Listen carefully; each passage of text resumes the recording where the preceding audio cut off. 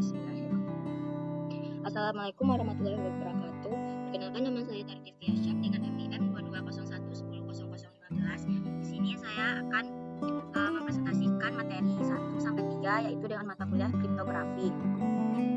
Yang pertama yaitu ada dasar dan implementasi kriptografi.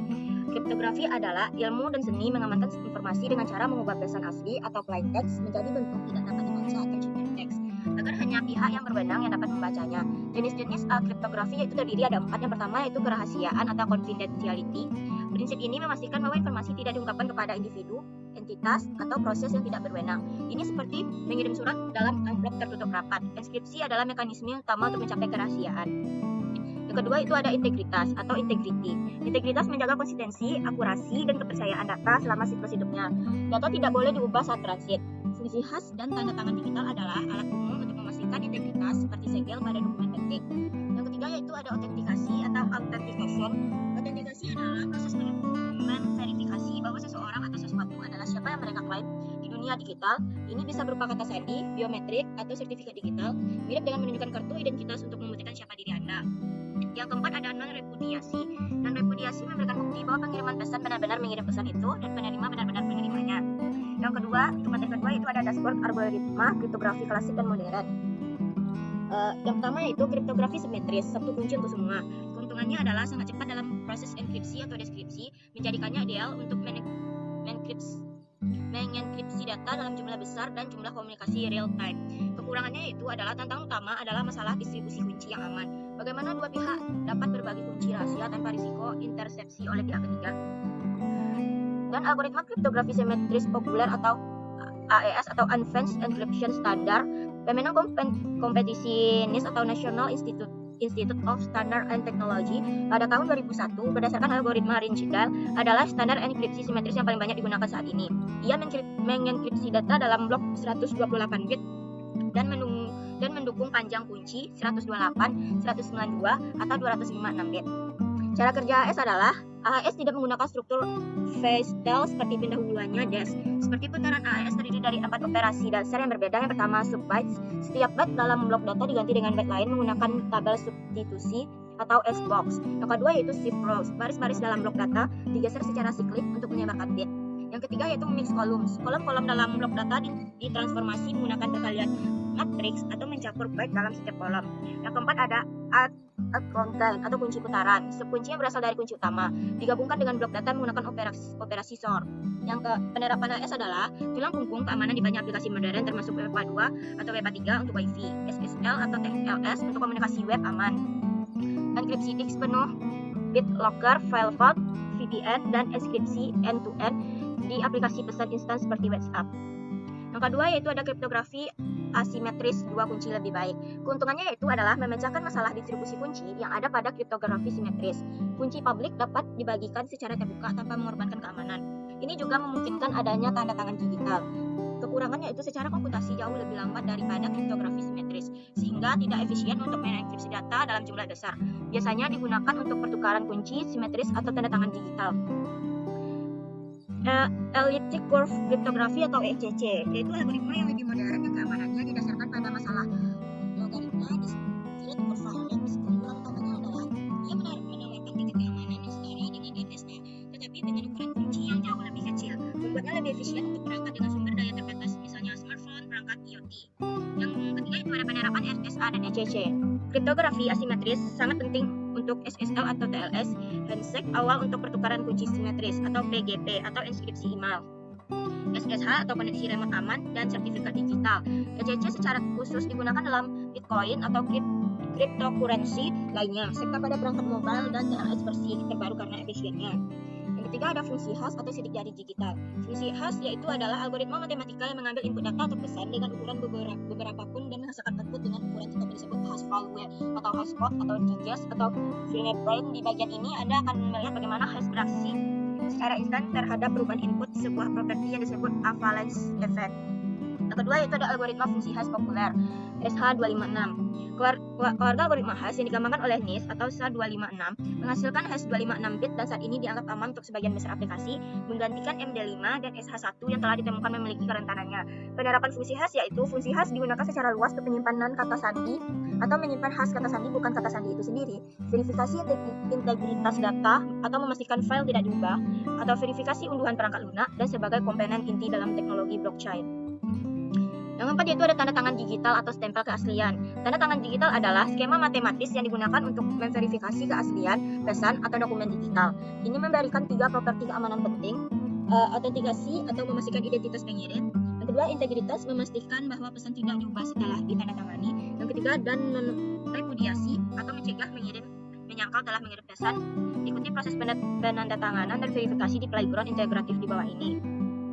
Yang kedua ada penerapan tanda tangan digital. Tanda tangan digital sangat krusial dalam sertifikat digital atau untuk mengautentikasi situs web dan perangkat lunak, pembaruan perangkat lunak, dokumen hukum dan kontrak elektronik, serta sistem e-government untuk memastikan keaslian dan integritas komunikasi. Yang ketiga yaitu materinya ada practicum caper. Yang pertama itu ada pengantar kriptografi. Kriptografi adalah studi tentang teknik komunikasi aman di hadapan pihak ketiga yang jahat atau adversaries. Ini melibatkan enkripsi, proses mengubah informasi atau plain text menjadi kode rahasia atau ciphertext untuk menyembunyikan isinya, dan deskripsi, proses mengembalikan ciphertext kembali menjadi plain text. Dalam dunia digital, kriptografi sangat penting untuk melindungi data sensitif, memastikan privasi, dan memverifikasi integritas informasi. Yang kedua yaitu ada Caesar cipher. Caesar cipher adalah salah satu bentuk enkripsi paling sederhana dan tertua yang dikenal. Ini adalah jenis cipher substitusi di mana setiap huruf dalam plain text diganti dengan lainnya yang terletak pada jumlah posisi tetap di bawah atau di atasnya dalam alfabet. Jumlah posisi pergeseran ini disebut kunci atau key. Yang ketiga ada Wigner cipher, adalah metode inskripsi polyalphabetic yang menggunakan kata kunci bukan hanya satu huruf untuk menggeser huruf-huruf pada pesan asli. Ini jauh lebih kuat daripada Caesar cipher. Yang keempat ada Atbas cipher. Atbas cipher adalah substitution cipher yang sangat sederhana di mana setiap huruf digantikan dengan huruf yang berlawanan di alfabet. Yang kelima ada Short cipher. Short cipher adalah cipher yang sangat dasar namun fundamental dalam kriptografi digital. Beroperasi pada level bit, kuncinya adalah rangkaian bit yang disortkan dengan plain text. Yaitu di sini saya akan menjelaskan contoh kriptografi dengan cipher. Yang pertama yaitu Caesar cipher. Plain text-nya itu rahasia, kuncinya 4. Proses enkripsi yaitu rahasia atau Velemware. Kenapa R menjadi F? Dikarenakan kuncinya 4, yaitu R akan dimajukan 4 ke 4 huruf. Yang berarti A B C D E F G H I J K L M N O P Q R S T U V. Berarti di mana itu V? Yang kelima ada A, yaitu A B C D E, berarti E. Dan yang keenam ada H, A B C D E A B C D E F G H H I J K L, dan berarti ada L. Itu kan Caesar cipher, yaitu dimajukan setiap huruf menjadi V. Yang berarti ciphertext itu Velem F E L E W M. Yang kedua itu ada Wigner cipher. Dan teksnya itu rahasia juga, kayak atau kunci, di mana huruf ke angka misalnya A sama dengan 0, B sama dengan 1. Seperti langkah kedua ada di presentasi ini. Dan langkah tiganya seperti ini.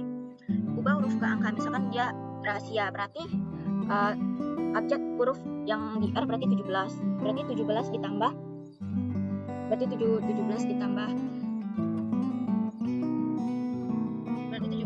10. Menghitungnya seperti itu. Dan yang misalkan rahasia kunci berarti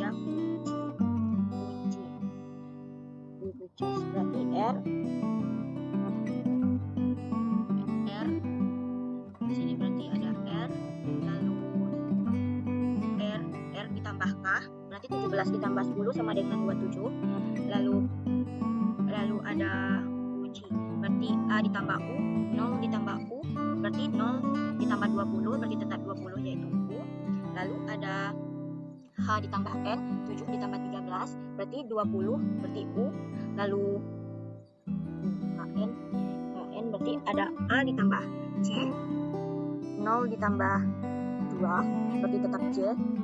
Lalu S ditambah I, berarti 18 ditambah 8, yaitu 26. Lalu ada kembali lagi ke K. Kenapa? Karena setiap misalkan tidak cukup kuncinya dengan plain text teksnya, berarti kita harus mengulang kembali ke belakang seperti kunciku. Berarti